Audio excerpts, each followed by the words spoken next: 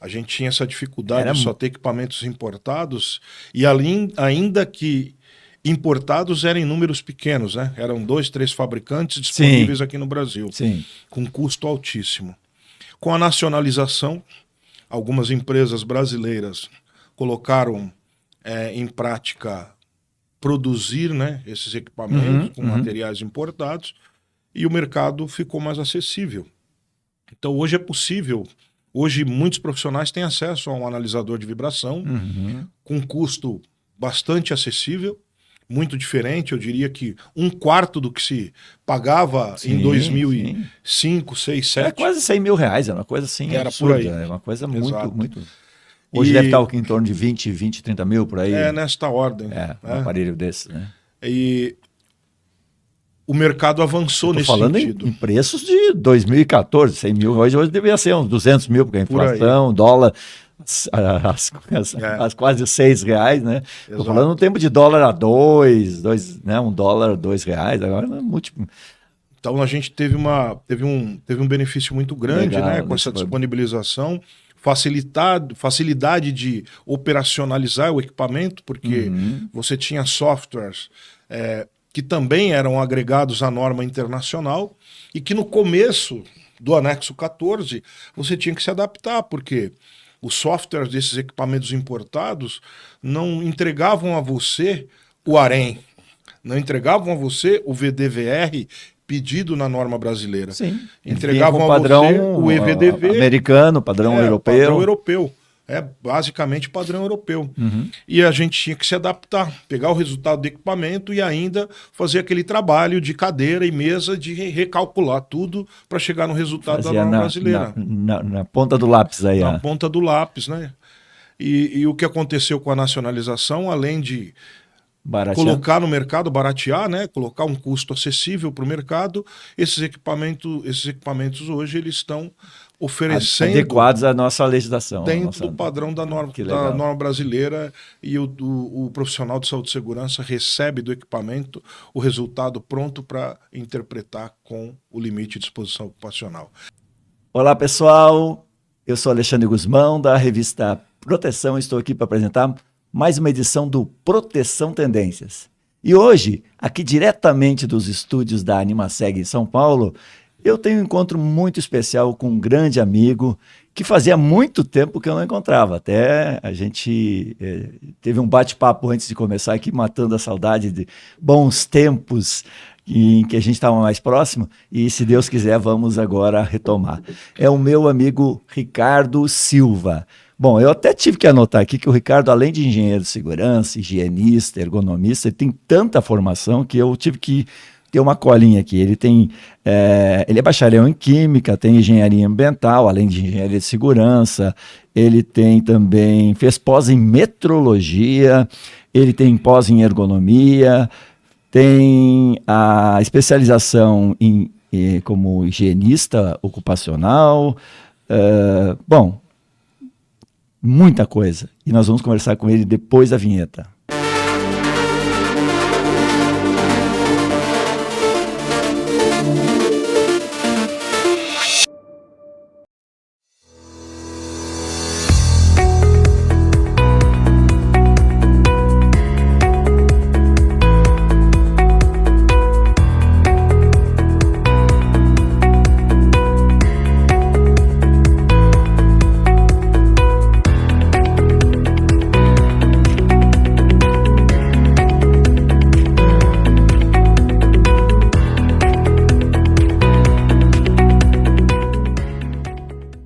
Todo trabalho precisa de segurança.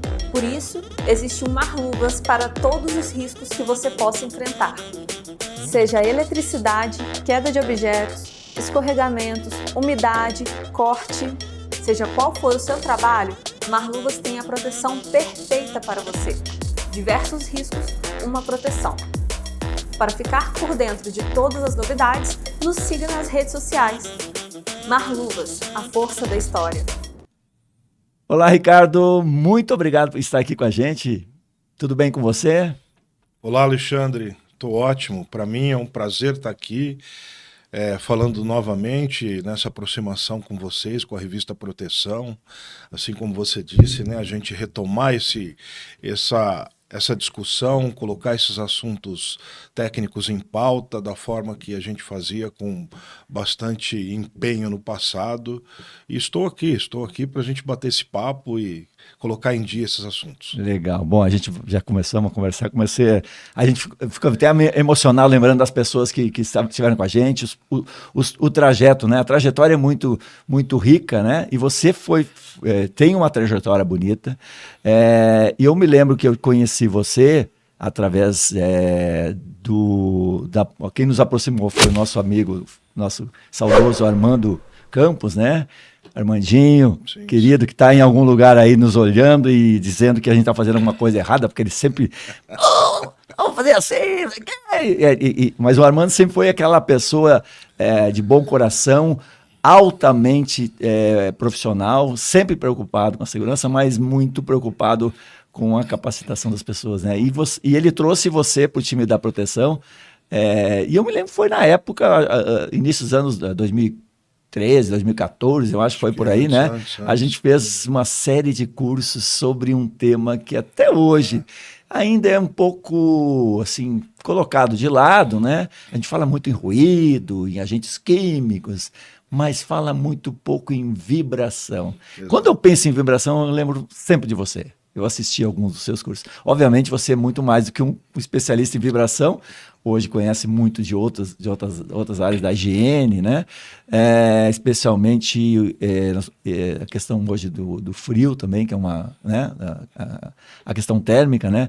E eu queria justamente a gente começasse a falar um pouquinho sobre vibração, que é um tema que me parece pouco conhecido, né? Eu me lembro do professor Samir Gerges, né? Nosso grande... Baita referência. Né? Foi um divisor de águas no Brasil em ruído e vibração. O livro dele, inclusive, era exatamente isso, ruído e vibração, né? Exato. Quando as pessoas falavam muito de ruído, ele falava em ruído e vibração. Exato. Porque a vibração parece uma coisa assim... pouco conhecida, né? Como é que você avalia... daquela época para hoje, as pessoas estão mais capacitadas, mais preparadas para abordar esse tema? Muito bem, Alexandre. Que excelente introdução. Como é que acontece tudo isso ainda hoje, né? Se a gente olhar para o histórico, né? Você comentou do professor Samir, não pode deixar de citá-lo nunca. Sobrak, né? Sobrak, a primeira edição do livro dele de do início dos anos 90, 92, se eu não estou por aí, enganado. Anos 90, Tenho o prazer de ter a assinatura dele nessa edição do livro, assim como nas últimas, né, eu pedi, né, então para mim foi um prazer. Quando eu fiz engenharia de segurança aqui em São Paulo, e eu fiz um trabalho de modelagem de atenuação com protetores auditivos, a universidade aqui disse assim, não tem ninguém para te orientar. E eu peguei o maço de papel, fui na Universidade Federal de Santa Catarina e ele, com aquele jeito dele simples, falou, não, isso aqui você tira porque não vão te entender. Bom, histórico, ele foi um precursor, né? Hoje o filho dele, o Rafael, né, continua tocando o laboratório, fazendo um trabalho bonito lá. Né? Exatamente, continua a história, acho que tá o Rafael, a irmã dele, né, a Nina, e estão lá tocando o negócio, colocando à frente, ampliaram o escopo dos trabalhos, e isso é muito bom. Bom, e aí a história com a proteção, nosso saudoso Armando Campos, que era um amigo de décadas, e que eu nunca deixo de falar nele. Ele que me conduziu a esse encontro com vocês, inicialmente nas capacitações de higiene ocupacional, paralelo aos cursos do nosso amigo Lutgardes, né? Saudoso Marco Aurélio. Saudoso não, tá muito bem. Tá muito bem. Saudoso de não encontrá-lo, né? Tá bem lá no Rio de Janeiro. Tá muito bem. Muito bem. E aí essa história começou lá, acho que em 2010, né? 2009, 2010. Isso aí, início dos anos 10, e aí, né? com a expectativa do surgimento, com a expectativa do surgimento. O relógio aqui tá. com a expectativa do surgimento da alteração do anexo 8 da NR15, que trata sobre vibrações, a gente desenvolveu um projeto lá na proteção. Isso, o anexo saiu em 2014, né? O anexo foi publicado em agosto de 2014. Né? Agosto de 2014. 11 anos atrás. Quase 11 anos. Aí, antes disso, a gente inovou, né, com o projeto. Nós colocamos em pauta uma capacitação de 16 horas. O Brasil era muito carente disso, né? Essa sua ideia de dizer assim, ninguém fala sobre vibração, a gente não ouvia falar sobre vibração, e era ainda pior, né, Alexandre? Porque a gente costumava fazer uma piada que vibração em documentos, que na época era o PPRA, a Gestão de Higiene Ocupacional das Empresas, a gente costumava brincar e chamava vibração de perna de cobra, porque ninguém via. Não existia nos documentos legais, né? O pessoal tinha medo. Não se falava por ignorância ou por estratégia? Por desconhecimento. As pessoas tinham dificuldade em reconhecer o risco e tinham ainda mais dificuldade em ter acesso às formas de avaliação. E isso acabava deixando a vibração como um item oculto. Embora estivesse dentro do anexo 8 com a citação das normas internacionais, que na época, né, desde 1982, o anexo 8 citava as normas ISO, a 5349, que eram as normas para vibrações de mãos e braços, e a 2631, que era a série de normas para vibração de corpo inteiro. Ainda assim, desde 1994, quando a NR9 foi implantada no Brasil, né, dezembro de 94, e aí teve aquele período de 6 meses de adaptação, em que a NR9 inovou em citar que se não houvesse limites na NR15, que se deveriam adotar a CGIH. A CGIH trazia limites para exposição à vibração adotados da época da ISO 2631 e da ISO 5349. Mesmo desta forma, o Brasil insistia em ocultar a informação, né? O Brasil, eu digo, o mercado, né? Quando a gente inovou, colocando em pauta essa capacitação, foi extraordinário, porque superou as nossas expectativas, né? A gente tinha uma dificuldade de, por exemplo, os cursos de especialização para nós, profissionais da área de saúde e segurança, tanto em nível médio, para os técnicos em segurança, quanto em nível superior, para os engenheiros, enfermeiros, médicos, também tinham ausência do tema. Também tinha ausência do tema. E o curso levou para o mercado em 2 dias intensos, né? Eram 2 dias de uma intensidade muito grande. Me lembro. Levou para o mercado a informação que não estava disponível, que era a informação de onde vinha, de como era, o que deveria ser observado, de como poderia ser avaliado. E a gente saiu à frente, inclusive, da publicação do anexo 8. Inovando no mercado, colocando a informação para que as pessoas já se preparassem. Quando houve a discussão final, né, do anexo 8, meados dos anos de 2014, no auditório da Fundacentro, ocorreu uma audiência pública para discutir o tema, de tanta complexidade que havia. Então nós tivemos ali um evento único também, né, uma audiência pública para discutir a alteração de um anexo da NR15. Foi maravilhoso. Deveríamos aproveitar a experiência para todos. Manter isso sempre vivo, né? Exato. E ali, pesquisadores de instituições de ensino apresentaram suas teses, suas referências, seus resultados. Enfim, dali saiu a decisão para que o anexo 8 fosse publicado da forma em que ele foi ao mercado em agosto de 2014. E, pela primeira vez, um anexo da norma regulamentadora citou as normas de higiene ocupacional da Fundacentro, que aí a NHO 9 e 10 passou a ser compulsória. Então, existia no Brasil a norma técnica produzida pela Fundacentro. Passou a ser referência. Passou a ser referência de cumprimento obrigatório citado no anexo. O que a gente trabalhou nesses cursos após a publicação? Exatamente a aplicação dessas duas normas frente à exigência que a NR15 no anexo 8 fazia, então, de trazer esta informação à tona, inclusive com o escopo, né, que a norma trouxe na época, de uma estrutura mínima de laudo. E como é que isso foi interessante? Foi interessante porque o Ministério do Trabalho publicou o primeiro anexo da NR9, que era um anexo exclusivo sobre vibrações. E esse anexo traz nele, até hoje, o conceito da avaliação preliminar da exposição, que toda análise de higiene ocupacional deveria cumprir, né? Fazer uma avaliação preliminar para tomar decisões de como medir, de como avaliar, de quanto avaliar, de onde avaliar e de quem participar da sua avaliação. E, é claro, a decisão de entender se aquilo de fato é necessário ser medido ou se você deveria, de forma imediata, adotar alguma medida de controle, antes até de medir, dada a criticidade do problema, né? Sim, sim, claro. Então, nesse sentido, como é que a gente trabalhava, né?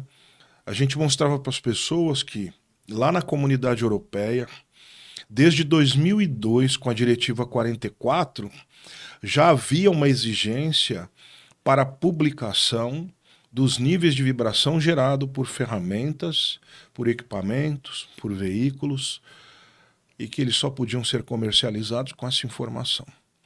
E aqui no Brasil, as pessoas tinham o produto já devia aparecer com essa informação, é isso que você está falando? Já deveria. Não é só uma análise ocupacional, uma análise, inclusive, de desenvolvimento de produto e de informação de produto. Perfeitamente. Eu me lembro que você, dos seus cursos lá, eu me lembro que você falava, na época era muito comum, um aparelho que era vendido para moças que queriam ter corpos assim, adequados, né? Fazer um exercício que era um negócio que a pessoa subia em cima. Sim. E ficava vibrando para estimular a musculatura e tal. E você falava assim, aquilo ali é um caminhão de problemas de vibração, porque ele acaba gerando um efeito, né? Eu me lembro, uma das coisas que eu me lembro do seu curso é exatamente isso. E faltava essa informação, uma das coisas que você falou, você está falando agora, nós estamos falando de indústria, ônibus, caminhões, veículos também que geram esse tipo de coisa, mas até um produto usual de consumidor, né? Um leigo vai receber um produto daquele e vai achar que aquilo ali vai só fazer bem. Exatamente. E está gerando uma vibração intensa na pessoa. Exato. E os efeitos nocivos que isso, né? Exato. Ali era um equipamento de uso diário, a proposta, né? Sim, faça os seus exercícios sem fazer exercício. Era uma coisa assim, né? Isso mesmo. A pessoa subia era um negócio redondo, uma plataforma. Isso. Uma plataforma vibratória. Era uma loucura, e não tinha declaração, né, da emissão do sinal. Sim, a pessoa tinha que ter lá, olha, esse produto gera, digamos, efeitos colaterais, blá. E a propaganda, obviamente, não falava disso, e provavelmente na caixa lá do produto também não tinha nenhuma informação. Era só benéfico. É só coisa boa, né? E depois a pessoa tinha um problema lá mais tarde, né, de uma exposição, e não sabia a causa. Problema nas articulações. Eu faço exercício todo dia, doutor, eu não sei o que eu tenho. Então... Exato. Por aí mesmo. E nesse sentido a gente colocava que essa avaliação preliminar da exposição, né, no sentido de criticar previamente antes da medida, a exposição, neste caso ocupacional, ela podia ser feita com bastante tranquilidade e que tinha dados. E a gente apresentava já esses dados que eram publicados na Comunidade Europeia, que na verdade os equipamentos lá vendidos eram os mesmos aqui no comércio brasileiro, né? Dentro do mercado brasileiro, mesma marca, mesmo modelo, e a gente trazia essa informação e colocava, porque a avaliação preliminar da exposição na NR9, no anexo 1 da NR9, ela solicitava que você fizesse esse apontamento sempre que equipamentos, ferramentas apresentassem níveis de vibração acima do nível de ação. É claro, tem uma uma exceção, né? Quando declarados. Então, quando declarados hoje, alguns fabricantes, nos seus documentos nacionais, já declaram. Então, mudou muito o mercado, né? Nesses últimos 10 anos, quase 11, mudou muito o mercado. Hoje, alguns fabricantes colocam essa informação no manual dos seus equipamentos e ela é bastante acessível e, às vezes, bem esclarecedora.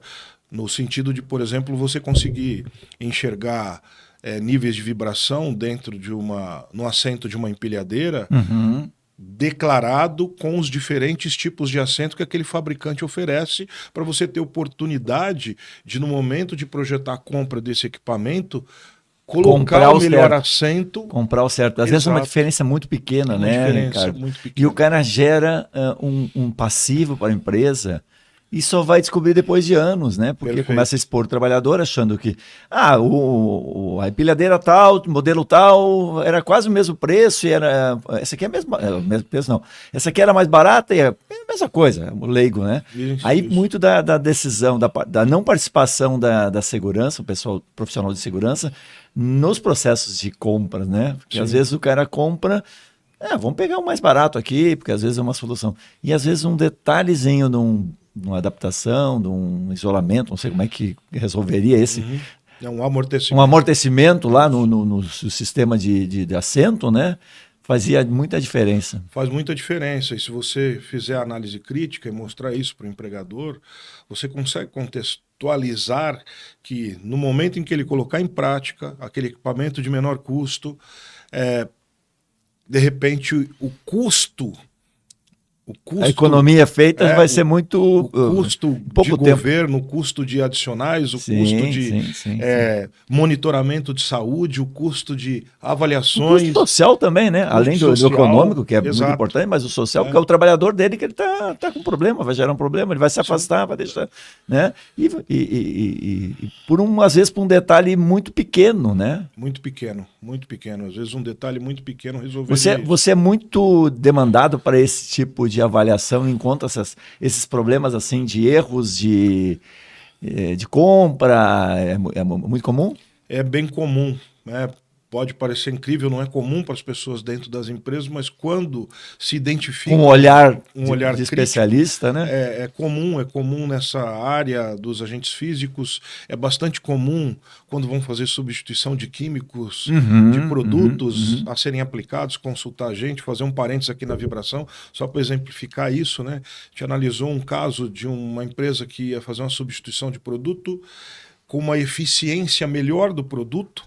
Aí nos solicitaram a fazer essa análise e a gente demandou uma resposta de que em saúde ocupacional seria inviável, porque o princípio ativo que continha naquele produto tinha um limite que era 4.000 vezes menor do que aquele que eles estavam usando no momento atual. Maior. O limite de exposição. O limite. Entendi. Para o produto que seria... Sim, outra gente. 4.000 vezes menor, com uma então, teria que agressividade muito grande. Provavelmente geraria um problema, um problema de saúde, um passivo trabalhista, um passivo social. Exato. E a mudança talvez representasse alguma economia ou uma melhoria no processo. Exato. Não era viável. A empresa tomou a decisão de eu não mudar. Então, nesses aspectos da vibração, não só no momento em que a gente é demandado nessa solicitação, mas já ocorreu. A gente perceber durante avaliações que isso era possível fazer, a gente para o processo e olha, quer alterar? Vamos fazer a medida de controle e corrigir o problema. Já temos algum resultado, por que não fazer uma solução simples? Sim. Porque eu vejo muitas pessoas, muitos profissionais, muito preocupados em medir, avaliar. E eu vejo menos profissionais preocupados em resolver e eliminar. Exato. Porque assim, vamos avaliar, vamos medir e tal. Mas se elimina o risco, porque a primeira coisa é eliminar o risco. E o risco de vibração, ele não é tão... Ele não tem cheiro, né? Não. Ele não tem barulho. Ele é uma coisa meio estranha, assim, para quem não conhece... Só quem está em contato, acoplado, entende, né? A pessoa... mas aquilo pode, como não é uma coisa, me incomoda um pouquinho, mas não é uma coisa, parece que vai...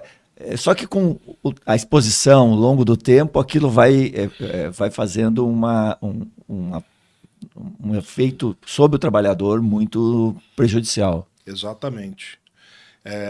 O contexto de você buscar essas soluções, né? Sair dessa dinâmica de ficar de forma repetida, registrando um dado de avaliação, colocando para a empresa uma informação de que ela não tem feito nada para melhorar a condição de trabalho, né? Então, as avaliações repetidas, ela, na verdade, é uma afirmação de que a empresa não faz nada para melhorar o ambiente de trabalho ou as condições de trabalho. Por isso, a gente sempre prioriza ir para o caminho da solução, né? E é bastante simplificado quando você conhece os fatores que estão envolvidos nessa dinâmica da exposição do trabalhador, no caso da vibração, que existem N fatores. Sim. E a gente pode trabalhar neles de forma isolada ou simultânea, que é trabalhar na frequência da emissão, na intensidade da emissão, no tempo de exposição, ou no acoplamento na interface entre o trabalhador e a fonte ou a superfície ou a empunhadura da ferramenta com materiais, mas materiais estudados, né? Porque o fenômeno físico, né, esse fenômeno, essa energia mecânica, não é um processo simples da gente, por exemplo, acoplar ou revestir uma estrutura com qualquer tipo de material. Porque da mesma forma que a gente produz amortecimento do sinal, a gente pode produzir um outro efeito que é a amplificação do sinal, que é a onda construtiva. Então, se eu coloco um material que eu não estudei na interface entre o trabalhador e a superfície que está vibrando, eu construo um fenômeno de aumentar a vibração que vai para o trabalhador. É o que acontece com as luvas que são mais rígidas. As luvas de vaqueta que produzem rigidez maior e que geralmente são colocadas em alguns trabalhos com ferramentas, e essas ferramentas manuais, em função da resiliência desse material, acaba amplificando o sinal, porque a frequência entra em ressonância com a frequência do material e você tem uma amplificação da aceleração que vai para o corpo do trabalhador. Então, quando a gente pensa em fazer o controle, a medida, ela, embora seja aparentemente simples, ela só precisa ser estudada por um profissional que conheça o assunto. E que conheça desse fenômeno mecânico. E que saiba estudar, saiba fazer uma análise espectral, saiba fazer uma análise do sinal no domínio da frequência, para entender que tipo de material pode ser colocado ali. Então, se isso for feito, a empresa ganha muito de forma antecipada em fazer controle, em dar a solução do problema e não ficar nessa repetição de colocar energia em renovar avaliações e colocar no seu histórico registro de repetição de valor sem demanda de demonstração de controle, de redução da exposição, que é um passivo. É um passivo e claramente demonstra que não está cumprindo o requisito da lei. Né? A lei não manda você reduzir em determinada quantidade, ela manda você reduzir, fazer controle. Se você está demonstrando que está fazendo um controle gradativo, que vem reduzindo a exposição, você está mostrando um nível de desempenho significativo em saúde e segurança. Isso que é importante. Né? Melhorar a condição. E aos pouquinhos melhorando até tentar neutralizar totalmente o problema. Às vezes não é possível, tem situações que realmente não tem como acabar com o risco, né? Mas muitas vezes eu posso minimizar bastante e deixar ele até aceitável. Exato. E o que aconteceu com o mercado, Alexandre? Nesse caminho que a gente trilhou, né? O que era difícil era adquirir um instrumento de medição. Isso que eu ia te perguntar, porque eu me lembro nos cursos, quando você falava, tem que ter, como é que eu chamo? Um shaker, né? Um analisador de vibração. Eu estou pensando lá no motorista de caminhão ou de ônibus, né? Era um assento que botava embaixo do trabalhador para medir o grau de vibração. Eu me lembro que era uma fortuna. As pessoas, isso não dá para comprar, isso não dá para medir, porque não tem... Eu me lembro que eram tudo importado. Como é que está isso? Hoje já é bem melhor, né? Os valores são mais acessíveis. A gente tinha essa dificuldade de só ter equipamentos importados e ainda que importados eram em números pequenos, né? Eram 2, 3 fabricantes disponíveis aqui no Brasil, com custo altíssimo. Com a nacionalização, algumas empresas brasileiras colocaram em prática produzir, né, esses equipamentos com materiais importados, e o mercado ficou mais acessível. Então hoje é possível, hoje muitos profissionais têm acesso a um analisador de vibração com custo bastante acessível, muito diferente, eu diria que 1/4 do que se pagava em 2005, 2006, 2007. É quase 100 mil reais, é uma coisa assim era absurda, por aí. É uma coisa muito... Hoje deve estar em torno de 20, 30 mil por aí. É nesta ordem. Um aparelho desse, né? E o mercado avançou nesse sentido. Em preços de 2014, 100 mil, hoje deveria ser uns 200 mil, porque a inflação, dólar, as quase 6 reais, né? Estou falando no tempo de dólar a 2, né? $1 a R$2, agora é múltiplo.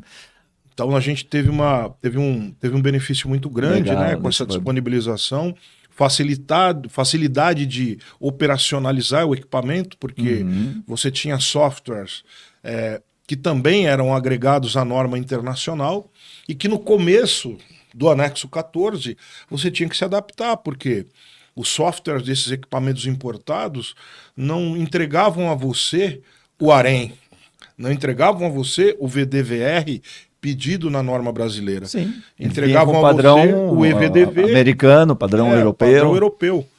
Basicamente padrão europeu.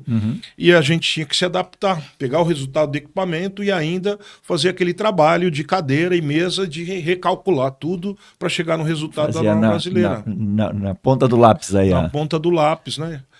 E o que aconteceu com a nacionalização, além de colocar no mercado, baratear, né? Colocar um custo acessível para o mercado, esses equipamentos hoje eles estão oferecendo adequados à nossa legislação, dentro do padrão da norma brasileira, e o profissional de saúde e segurança recebe do equipamento o resultado pronto para interpretar com o limite de exposição ocupacional. Isso foi um baita facilitador, né?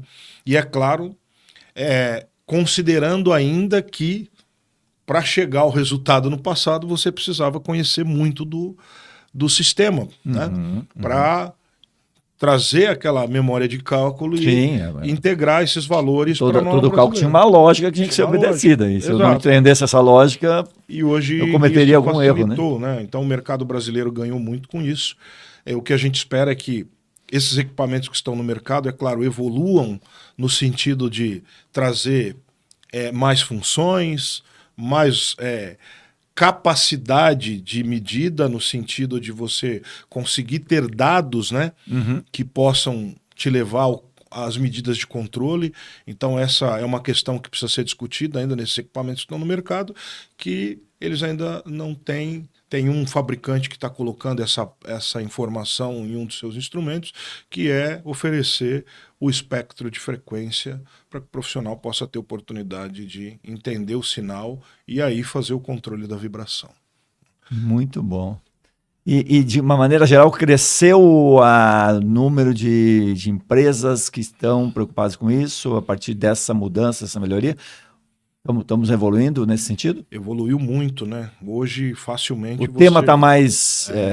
antigamente era deserto, né? Agora já tem alguns oásis aí de conhecimento. Eu diria que tem muito, né? Acho que a maioria dos profissionais hoje, eles enxergam, conseguem ver, conseguem reconhecer. Perfeito. E a maioria das empresas tem avaliado, quando presente, quando reconhecido, os riscos relacionados à vibração. Com o advento do PGR, a norma acabou fazendo novas afirmações, né? Então a NR1 trouxe dentro dessa estrutura indicações de se fazer as associações de efeitos aditivos, né?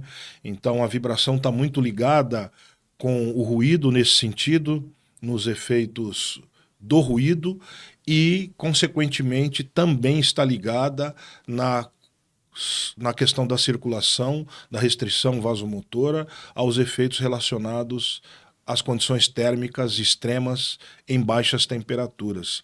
Então, essa informação ela foi desencadeada, inclusive, para a norma regulamentadora de número 7, né, a norma que trata do PCMSO, para que o profissional que vai fazer o controle desses trabalhadores expostos a ruídos dê atenção não só aos ototóxicos, mas à exposição simultânea à vibração. Então, a norma também mudou, né? A norma também evoluiu, os profissionais evoluíram, hoje muita gente está avaliando vibração, muitas empresas têm esse reconhecimento dentro dos seus documentos, e é claro que a gente espera que isso evolua para que esses profissionais indiquem os controles adequados, né? No sentido de buscar a solução do problema e reduzir a exposição do trabalhador. Ricardo, só para um leigo que não conhece os efeitos da vibração numa pessoa, que tipo de adoecimento, só para alguém, se contextualizar para alguém que está ouvindo a gente aqui? Bom, os efeitos eles são diversificados, né? Então, a vibração que entra pelas mãos... Tem efeitos que são combinados com outros riscos, né? Você falou, as questões químicas e tal, mas então, tem os efeitos diretos. O sinal de vibração que entra pelas mãos, ele geralmente vai produzir um efeito localizado. Vamos pegar um exemplo de vibração com as mãos, aquelas batistaca, um operador daquelas... Um martelo rompedor, né? O famoso martelete, pneumático, elétrico. Então, a pessoa visualizar o trabalhador em atividade. Aquele que fica fazendo um buraquinho no concreto. Exato. O primeiro efeito ali é a vasoconstrição periférica.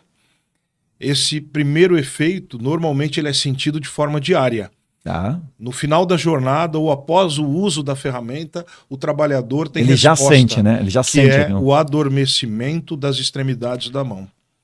Aquilo ali é muito, muito rápido o efeito. Muito rápido.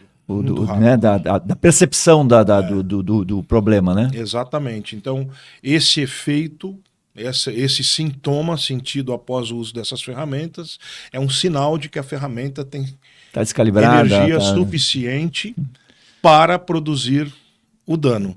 Que dano é esse? A síndrome de Renault, que é a síndrome dos dedos brancos. Chamada dedos brancos exatamente porque a vasoconstrição periférica impede a circulação nas extremidades da mão. O dedo vai ficar sem sangue, em outras palavras. Vai ficar menos sangue e vai... E aí o trabalhador perde a sensibilidade, perde o tato, até, claro, efeitos catastróficos de perder a função e ter que fazer uma retirada disso. Uma amputação. Então, essa síndrome dos dedos brancos, né, chamada síndrome de Renault, ela também é especificada para exposições em ambientes frios. Então, por isso, a associação é importante. O frio, ele aumenta o problema, então? O frio aumenta o problema.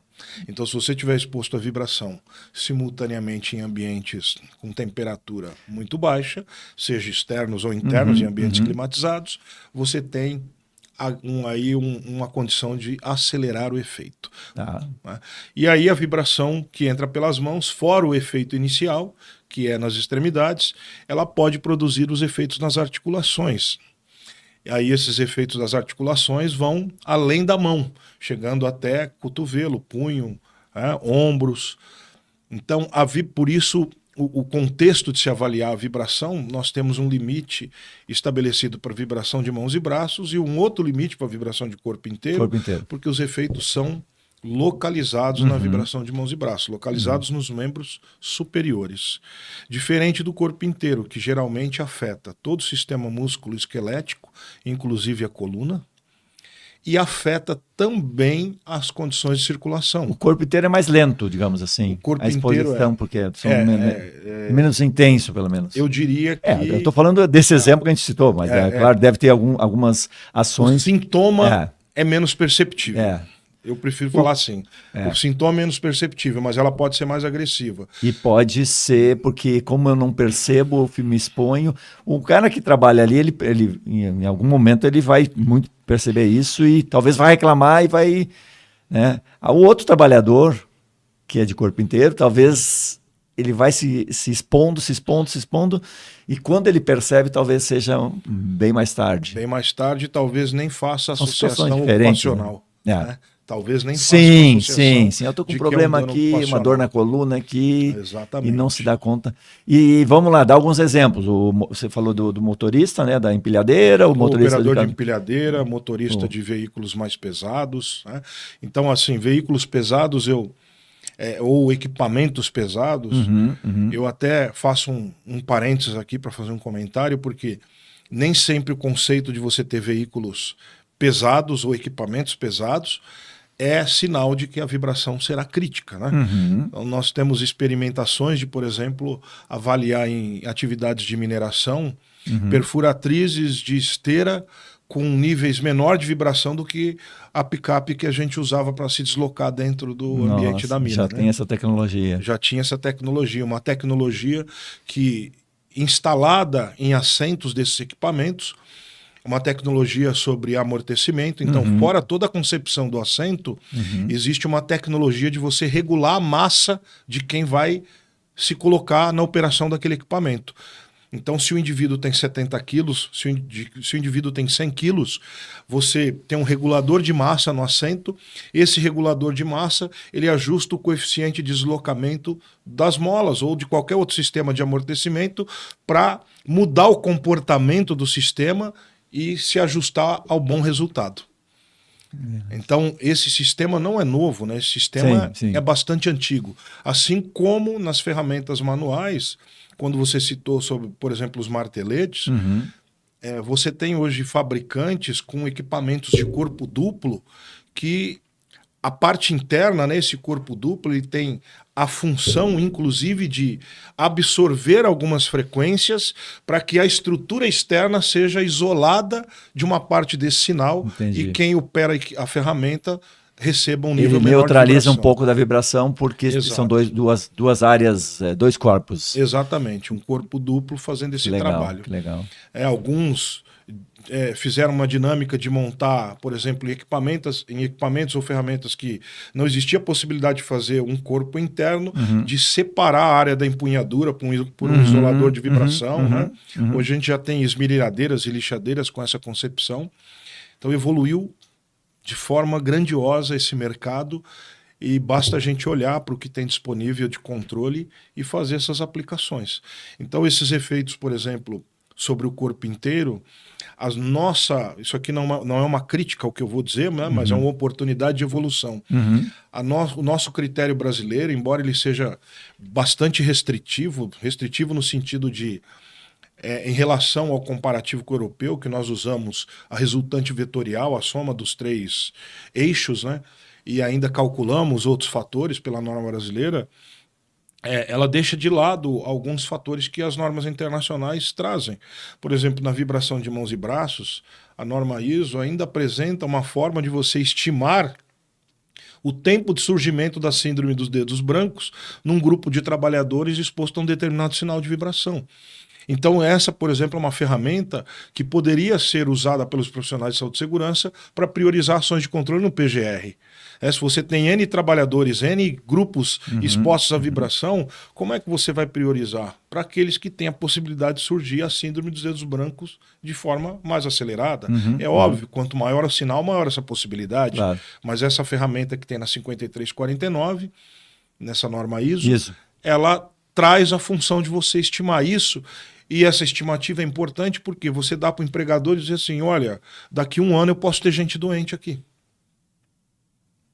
Não é uma coisa falar assim, está acima do limite, está abaixo do limite. Tá vai gerar a partir de... E a probabilidade... E se eu não fizer nada, vai gerar. Ou seja, aí vem para o PGR o plano de ação. Tem que fazer. Vou identifiquei eu fiz o inventário, identifiquei o risco. Sim. Agora eu vou fazer o que eu posso fazer? Exato. Vou tentar neutralizar para ele não gerar, porque esse é o objetivo. O objetivo da prevenção é exatamente evitar que isso aconteça. E no sentido do corpo inteiro, por exemplo, que também nós não consideramos isso na norma brasileira, os efeitos relacionados à condição de modificação do nível de percepção no caso de um condutor de veículo. Então existe uma parte da norma ISO que trata disto. Isso não foi incorporado no Brasil, isso nunca foi tratado aqui, tá? Mas é uma possível evolução, né? Então esse efeito que é chamado de mal do movimento, ele pode afetar o labirinto, pode afetar a percepção do condutor, inclusive ser causa contribuinte de um acidente. Um acidente de trânsito. Né? E isso a gente não considera. Então, quando a gente trata dos efeitos, Alexandre, o número, né, a grandiosidade disso, ele não está localizado só no sistema circulatório ou músculo esquelético. Né? Tem outros fatores que a gente ainda não olha para isso aqui no Brasil e que talvez no futuro, nessa evolução, nessa construção de conhecimento, a gente possa começar a considerar e evoluir no bem-estar do trabalhador. Ricardo, estou tão apaixonado por esse tema, que é um tema pouco abordado e muito específico, mas tão importante, que eu estou até me passando. Mas eu queria aproveitar ainda essa entrevista com você para falar sobre a questão do trabalho com temperaturas baixas, né? Você acabou de falar aí sobre a questão da influência de um trabalho em temperaturas em frio, né? Com frio, que potencializa o risco da vibração. Mas nós temos previsto aí para ser publicado um anexo da NR9, né, que vai tratar exatamente sobre frio. Eu queria que você falasse um pouquinho sobre a sua avaliação, como é que você está vendo isso e que tipo de recado você gostaria de transmitir para quem está nos assistindo sobre esse tema. Muito bom, excelente, Alexandre. Bom, esse é um outro tema que o mercado tem dificuldade de tratar, né? Infelizmente, o anexo 9 da NR15 ainda não foi modificado, tem o planejamento da sua modificação, assim como todos os outros anexos. Quando a NR36, que é uma norma setorial... Eu falei 9, né? Falei NR9, é o anexo 9 da NR15. Perfeito. É que é tanto número aí, mas tudo bem. Quando a NR36, que é uma norma setorial, né? Certo. Ela foi publicada e colocada em prática... Que trabalha com os frigoríficos, né? Exatamente. A Associação Brasileira de Proteína Animal sempre esteve muito ligada com isso, em relação aos riscos envolvendo máquinas e equipamentos, e hoje, é claro, também está preocupada com a questão da exposição ao frio. E a gente tem que lembrar, né, pessoal, que a produção de proteína animal, está falando de carne, né, frangos, carne bovino, ovino não, mas ovino não é tão importante, mas suíno é importante, as aves. O Brasil é um dos maiores produtores mundiais, né? Se não o maior produtor mundial. Então a gente tem muito trabalho aqui, então a gente tem que ter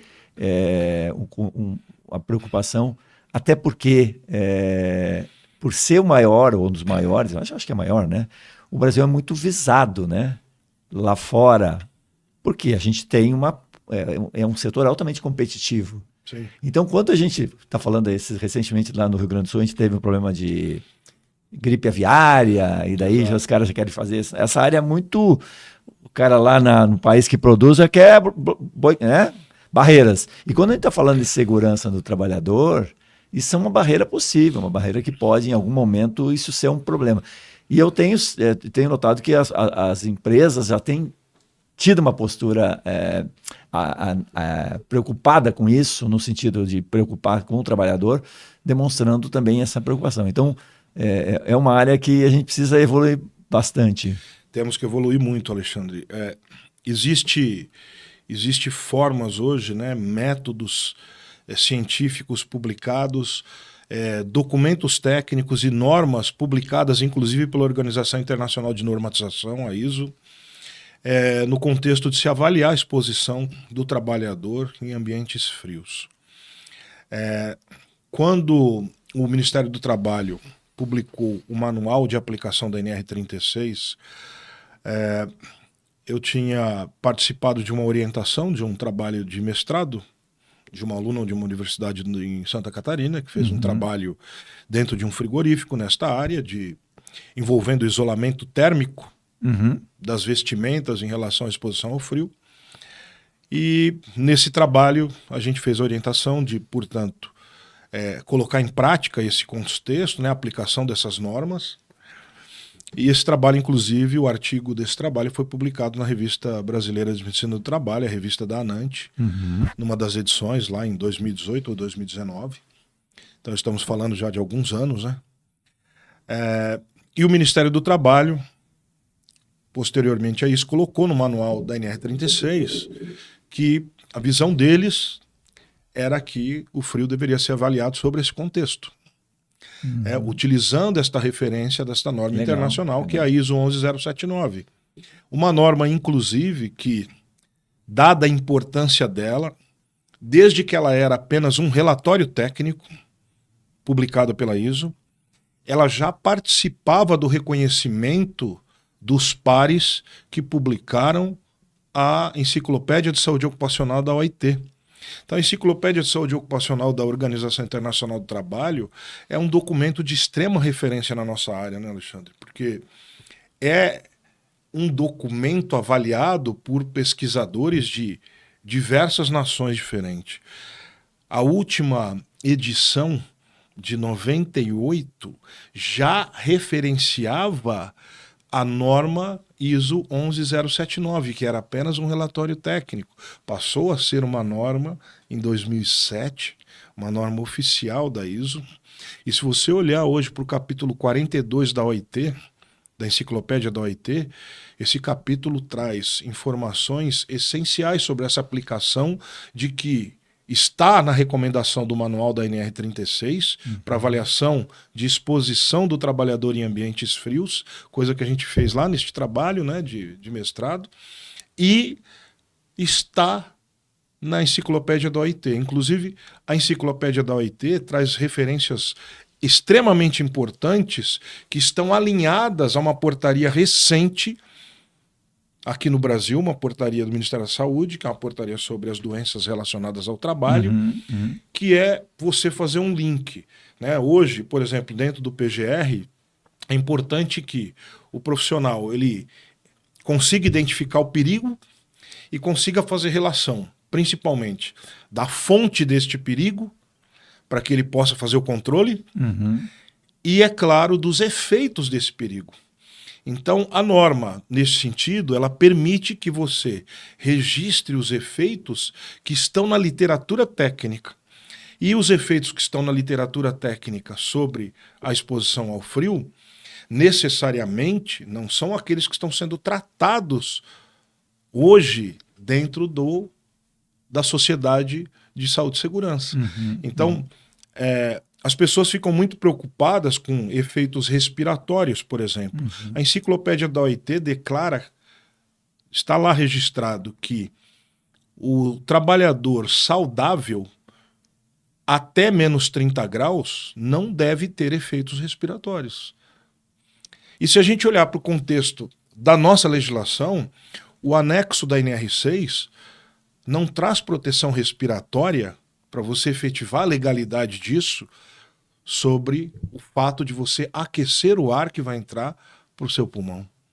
Então isso é um problema para o mercado, né? Enxergar que o efeito do frio é um efeito respiratório.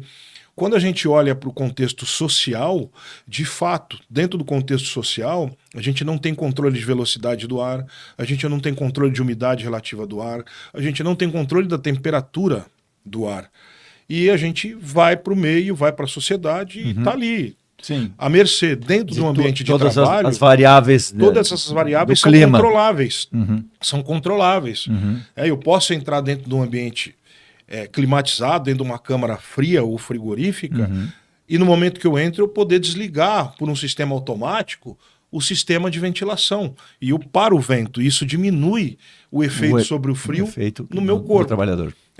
Então são variáveis que dentro da empresa eu posso controlar. Eu posso controlar a forma com que o trabalhador está exposto, porque eu determino um nível de vestimenta para ele. É diferente da pessoa que está na rua. Então eu não posso comparar os efeitos da sociedade, está exposta ao frio. Na rua, pegando um friozinho. Em atividade física. Ou dentro de uma câmara. Né, ou dentro do ambiente de trabalho que eu tenho essas variáveis controláveis, né? Facilmente controláveis. Então eu olho para esses efeitos e vejo o que eu preciso fazer em relação ao frio. Eu preciso proteger o resfriamento do corpo, é óbvio. Preciso proteger as extremidades, principalmente quando há contato. Como eu disse, na vibração, o frio também provoca a síndrome dos dedos brancos, também provoca a vasoconstrição. E o efeito da hipotermia ele ocorre pela redução da temperatura do núcleo do corpo, que é a redução da temperatura dos órgãos vitais. É o inverso do calor, né? Que promove a elevação da temperatura desses órgãos. Então, eu preciso entender que existe ali o conceito da sobrecarga térmica, diferente da hipertermia, onde o equilíbrio térmico não ocorre e eu tenho elevação da temperatura, ocorre no fio a hipotermia. Eu não tenho esses controles e eu vou reduzir. O meu equilíbrio térmico vai ser insuficiente para manter a temperatura desses órgãos vitais e, é claro, eu vou começar a ter sintomas e efeitos relacionados a essa redução da temperatura corpórea.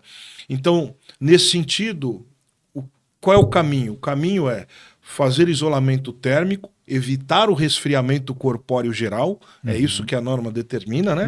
Uma técnica de você seguir por um caminho de evitar o resfriamento corpóreo e, no outro sentido, com um contexto de avaliação diferente, de você evitar o resfriamento das extremidades para evitar as lesões. Principalmente aqueles casos... O problema maior é na parte dos membros, nos membros superiores? As extremidades, os pés, as mãos? Quando existe contato, principalmente, sim. Quando existe contato, principalmente, sim. Então, por exemplo, em temperaturas extremamente baixas, então nós estamos falando de temperaturas abaixo de menos 30 graus, né? Então você tem necessidade de fato ter cobertura total da cabeça, proteger a face, os olhos principalmente, né? E ter, é claro, todas as extremidades do corpo muito bem protegida. Então, para evitar o resfriamento... Um frigorífico chega a ter esse tipo de necessidade ou a temperatura de uma linha de produção digamos, de carne e tal? Você tem ideia de quanto é a temperatura? O ambiente de produção, onde se faz a manipulação, geralmente são temperaturas positivas, baixas, mas positivas, na ordem de 10 a 12 graus. Não chega abaixo de zero, então? Não. Agora, você tem ambientes em que a temperatura pode chegar a menos 40 graus, mas não são ambientes de permanência do trabalhador. O trabalhador tem que entrar para fazer alguma... túnel de congelamento, por exemplo, né? Ele entra para fazer alguma atividade, mas não permanece. Mas existem câmaras de congelamento que a temperatura pode sim chegar a níveis inferiores a menos 30 graus. Pode chegar, né? Câmaras de manutenção desses alimentos geralmente ficam a menos 23, menos 24, menos 25, mas você tem ambientes com temperatura bastante críticas, né? Que não são ambientes também, eu volto a repetir, de permanência, né? Onde o trabalhador... entradas eventuais. Exato. São frequentes, mas não permanentes. São entradas curtas, mas essas curtas entradas podem ser significativas, né? Em relação a essas variáveis que eu coloquei. Quando elas são controláveis, as variáveis do ambiente você controla e você consegue estimar, né, e determinar quanto de isolamento térmico a vestimenta deve ter associada a todos os outros equipamentos de proteção individual, aí você consegue manter a temperatura do núcleo do corpo do trabalhador e, é claro, garantir equilíbrio térmico evitando a hipotermia, que é o principal efeito relacionado ao frio, desviando-se um pouquinho das extremidades, né? Quando principalmente há contato com peças congeladas ou resfriadas, para você resfriar a estrutura das mãos ou dos dedos. Então, nesse sentido, essa norma que eu citei apresenta 2 linhas de avaliação. E o que a gente tem ideia é que, como o Ministério do Trabalho reconhece esta aplicação, está no manual da 36, com essa alteração do anexo 9, que está vindo por aí, a gente espera que, com as indicações das associações que estão representando empregadores, esta forma de avaliação, ela entre para o anexo 9 da NR15 para melhorar este contexto de definir o conceito de insalubridade por frio, que hoje é extremamente feito de forma pela opinião pessoal do profissional. Uma avaliação do... infelizmente. Tá frio, né? Infelizmente tá meio frio, tá meio frio, vou dar uma... né? Ou não. Não, dá para... não, tranquilo, né? Claro que tem termômetros para medir, mas é muito subjetivo, né? Muito subjetivo. Pela muito falta subjetivo. De uma normatização mais específica. A subjetividade ela se inicia no conceito de você entrar no ambiente, olhar a temperatura que está marcando lá no digital ou no termômetro da câmara fria. Aquela temperatura é um termopar de controle sanitário. Para cuidar do produto, não da pessoa. E geralmente esse termopar... Ele não tem essa responsabilidade de uma esse pessoa. Sensor é geralmente um ser humano que está ali na proximidade da evaporadora. A evaporadora está a 4, 5, 6 metros de altura, na área mais fria no interior de uma câmara. O trabalhador, ele está da tua linha de atuação ali. Se ele está dentro de uma empilhadeira, se ele está dentro da câmara se movimentando de forma natural, andando, caminhando, ele não está na altura desse sensor. Então, aí incorre-se mais um erro olhando para aquele sensor e fala, está menos 40 graus. Não é essa a temperatura que está na posição de ocupação. E quando a gente olha o contexto da norma, a norma ainda é mais crítica. Ela manda você medir em 3 níveis de altura diferentes. Por quê? A região inferior, onde estão os seus pés, geralmente está mais fria do que a região onde está a cabeça e o tórax, né? A área do tronco do corpo. E o pé é uma extremidade. Então a norma pede para que você faça a medida em 3 níveis. Então não é uma coisa tão simplificada, né? Quando a gente vai medir, por exemplo, velocidade do ar, a velocidade do ar é uma grandeza vetorial. É muito complexo você ir lá e volta um pouquinho para o contexto da vibração, que também é uma grandeza vetorial, e você medir velocidade do ar em 3 direções para entender quanto a influência do vento pode resultar na redução da temperatura corpórea. Então existe uma técnica envolvida nessa avaliação bastante complexa. Eu diria que, fazendo um paralelo agora, Alexandre, com o mesmo nível de dificuldade que existia quando se implantou a vibração aqui. É só a gente dar atenção para isso e tem solução. Tem solução. E a gente busca essa solução. Ricardo, tá muito bom te ouvir, entrar nesses detalhes aí de temas tão complexos, mas tão importantes, né? Para a vida de tantos trabalhadores, impactando tanto a vibração quanto o frio, né?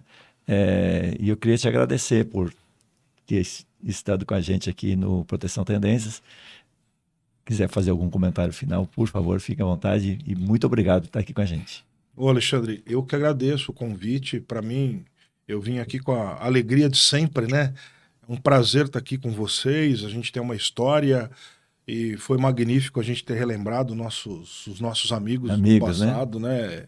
Eles são são muito importantes pelo que ainda está acontecendo. Pelo que fizeram e que representaram para a segurança do Brasil. Exato. E o que tem acontecido ainda hoje tem efeitos nisso, né?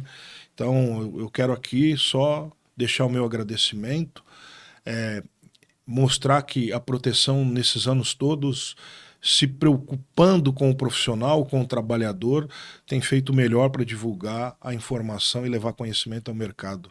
Obrigado pelo convite, eu vou estar sempre à sua disposição. Muito obrigado, Ricardo, foi muito bom estar aqui contigo. Pessoal, estamos então encerrando o nosso Proteção Tendências, patrocínio de Dani e Marluvas. Na semana que vem a gente volta com mais uma edição. Até lá, tchau, tchau.